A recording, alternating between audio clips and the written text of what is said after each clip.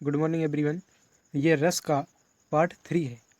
इससे पहले हमने रस के 2 पार्ट अपलोड कर दिए हैं, जिसमें पार्ट 1 में हमने जो रस का कॉन्सेप्ट होता है उसको क्लियर किया है। तो यदि आपने रस का पार्ट 1 और पार्ट 2 नहीं देखा है तो उसकी लिंक इसी वीडियो के नीचे डिस्क्रिप्शन बॉक्स में मिल जाएगी। वहाँ पर जाकर के आप उन वीडियो को देख सकते हैं। तो आज का जो वीडियो है, इस वीडियो में हमने सभी रसों को कवर कर लिया है। तो यदि वीडियो पसंद आए तो इसको लाइक करिए, शेयर करिए और चैनल को सब्सक्राइब करिए। तो आइए शुरुआत करते हैं आज के इस पार्ट की। तो इससे पहले हमने पार्ट 2 में श्रृंगार रस, हास्य रस, वीर रस और करुण रस को कवर कर लिया था। तो आगे इस पार्ट में कवर करेंगे। तो 5वां जो रस है वो है रौद्र रस। तो रौद्र रस में क्या होता है? इसमें होता है कि विरोधी पक्ष द्वारा किसी व्यक्ति, देश, समाज या धर्म का अपमान या अपकार करने से उसकी प्रक्रिया में जो क्रोध उत्पन्न होता है, उससे रौद्र रस की निष्पत्ति होती है। तो उसमें इसका एक उदाहरण देखेंगे। उदाहरण दिया है कि उस काल मारे क्रोध के तन कांपने उसका लगा, मानो हवा के जोर से सोता हुआ सागर जगा। तो ये महाभारत का एक उदाहरण दिया है। इसमें ये उदाहरण महाभारत का दिया है। यहाँ अभिमन्यु के वध का समाचार सुनकर अर्जुन के क्रोध का वर्णन किया गया है।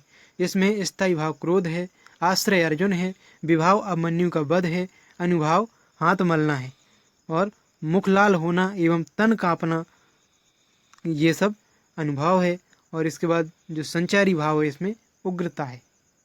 तो आगे देखेंगे। अगला रस है विभत्स रस। तो विभत्स रस में क्या होता है? घृणित वस्तुओं को देखकर तथा उनके संबंध में सुनकर उत्पन्न होने वाली घृणा या ग्लानि विभत्स रस की पुष्टि करती है। मतलब कि हम यदि कहीं पर ऐसा वातावरण देख लें जो गंदगी पूर्ण हो, गंदगी से भरा हो, जो हमको अच्छा नहीं लगता, मतलब जिससे हमें घृणा हो, तो वहाँ पर कौन सा रस होगा? विभत्स रस होगा। और विभत्स रस का स्थायी भाव क्या होता है? घृणा होता है या जुगुप्सा होता है। तो इसमें देखेंगे, इसको उदाहरण दिया है कि सिर पर बैठो काग आँख दो खात निकारत, और खींचत जीभ स्यार अति आनंद और धारत। आँखें निकाल उड़ जाते, क्षण भर उड़कर आ जाते, सौ जीभ खींच कर कौवे चुभला चुभला कर खाते। तो ये दृश्य है, ये उस टाइम का है जब राजा हरिश्चंद्र शमशान घाट में काम में लग गए थे। तो वहाँ का ये वर्णन है। तो यहाँ पर राजा हरिश्चंद्र शमशान घाट के दृश्य को देख रहे हैं और उनके मन में उत्पन्न जुगुस्सा यानी कि घृणा, जो स्थायी भाव है, वो जागृत हो रहा है। तो इस उदाहरण में जो हरिश्चंद्र है वो आश्रय है, और आश्रय मतलब जिसके मन में ये स्थायी भाव जागृत हो रहा है। और मुर्दे, मांस और शमशान का दृश्य यहाँ पर आलंबन है। और गिद्ध, सियार, कुत्ते आदि ये सब कौन है? और मांस का नोचना और खाना, ये सब उद्दीपन है। और राजा हरिश्चंद्र का इसके बारे में सोचना अनुभाव है। और मोह, ग्लानि, आवेग, व्याधि, ये सभी संचारी भाव है। इसलिए यहाँ पर कौन सा रस हो जाएगा? विभत्स रस हो जाएगा। अगला है अद्भुत रस। तो अद्भुत रस में क्या होता है? अलौकिक, आश्चर्यजनक दृश्य या वस्तु को देखकर सहसा विश्वास नहीं होना और मन में विस्मय उत्पन्न होना, जिससे विस्मय या आश्चर्य नामक स्थायी भाव जागृत होता है। जैसे कि उसमें उदाहरण देखेंगे कि देख यशोदा शिशु के मुख में सकल विश्व की माया, क्षण भर को वह बनी अचेतन, हिल न सकी कोमल काया। तो यहाँ पर जो माता यशोदा है वो यहाँ पर आश्रय है। और इसका जो रस होता है अद्भुत रस का जो स्थायी भाव होता है वो होता है इसमें आश्चर्य या विस्मय। तो यहाँ पर आश्रय यशोदा माँ है और आलम्बन यहाँ पर क्या है? आलम्बन का मतलब होता है जो जिसके कारण स्थायी भाव जागृत होता है। तो यहाँ पर जो भगवान श्री कृष्ण का मुख है उसके कारण जो यहाँ तो जो श्री कृष्ण भगवान का मुख है वो यहाँ पर आलम्बन हो जाएगा, क्योंकि उनको उनका मुख देखकर ही जो माँ यशोदा है उनके मन में ये आश्चर्य जो है या विस्मय का स्थायी भाव है वो जागृत हो रहा है। और अगला देखेंगे इसके बाद भयानक रस। तो भयानक रस में क्या होता है? भयानक रस में होता है किसी भयानक अथवा अनिष्टकारी वस्तु या व्यक्ति को देखने या उससे संबंधित वर्णन सुनने, स्मरण करने आदि से चित्त में, यहाँ पर चित्त होगा, चित्त में जो व्याकुलता उत्पन्न होती है उससे क्या होता है? भयानक रस की निष्पत्ति होती है। तो इसमें देखेंगे, इसका उदाहरण देखेंगे कि एक ओर अजगर लखी, एक ओर मृग राय, और बिकल बटो ही बीच ही परियो मूर्छा खाए।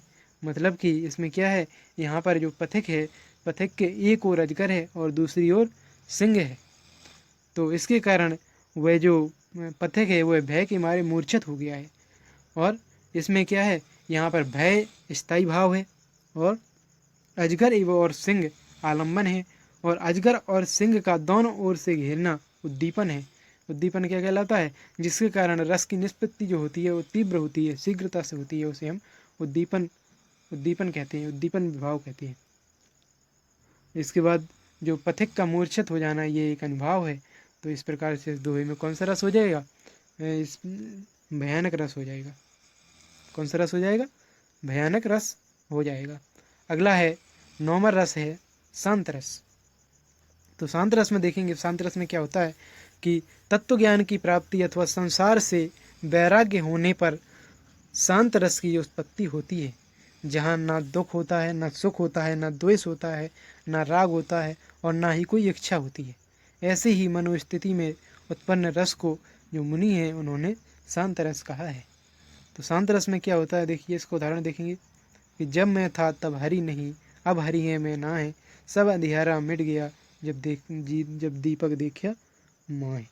तो मतलब कि शांत रस में जो स्थायी भाव होता है वो निर्वेद होता है और आलम्बन विभाव होगा इसमें परमात्मा का चिंतन, भगवान का चिंतन, और उद्दीपन विभाव सत्संग, तीर्थ स्थानों की यात्रा, शास्त्रों का अनुशीलन आदि ये सब क्या हो जाएगा?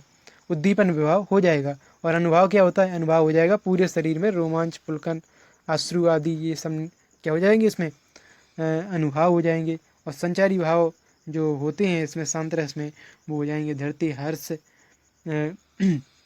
स्मृति, गति, विबोध, निर्वेद, ये सब क्या हो जाएंगे? संचारी भाव हो जाएंगे। अगले देखेंगे वात्सल्य रस। वात्सल्य रस क्या होता है? इस रस में बड़ों का बच्चों के प्रति प्रेम, माता का पुत्र के प्रति प्रेम, बड़े भाई का छोटे भाई के प्रति प्रेम और गुरुओं का शिष्य के प्रति प्रेम आदि का भाव स्नेह कहलाता है। यही स्नेह का भाव परिपुष्ट होकर वात्सल्य रस कहलाता है। तो वात्सल्य नामक स्थायी भाव की विभाव आदि के संयोग से वात्सल्य रस का परिणति होता है, मतलब वात्सल्य रस की उत्पत्ति होती है।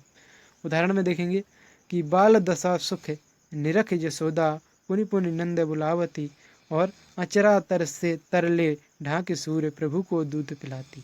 मतलब कि यहाँ पर जो माता यशोदा है वो भगवान श्री कृष्ण की को बार बार देख करके सुख को प्राप्त कर रही हैं और नंद बाबा को बार बार बुला रही है। इसके बाद वो अपने आंचल में ढक कर के जो भगवान श्री कृष्ण हैं उनको दूध पिलाती हैं। तो वात्सल्य रस में जो स्थायी भाव होता है वो होता है वात्सल्य होता है। और आलम्बन क्या हो जाएगा? आलम्बन क्या होता है? पुत्र हो जाएगा। जैसे कि इसमें उदाहरण में ये पुत्र हैं, मतलब श्री कृष्ण भगवान है, वो इसमें क्या है? आलम्बन है। और आश्रय क्या होता है? जिसके मन में ये स्थायी भाव जागृत होता है। तो यशोदा माता इसमें क्या हो जाएगी? आश्रित हो जाएगी। और उद्दीपन क्या हो जाएगा? भगवान श्री कृष्ण की जो ये क्रियाएँ कर रही हैं वो सब क्या हो जाएंगी? ये उद्दीपन हो जाएगा। ठीक है। अगला है भक्ति रस।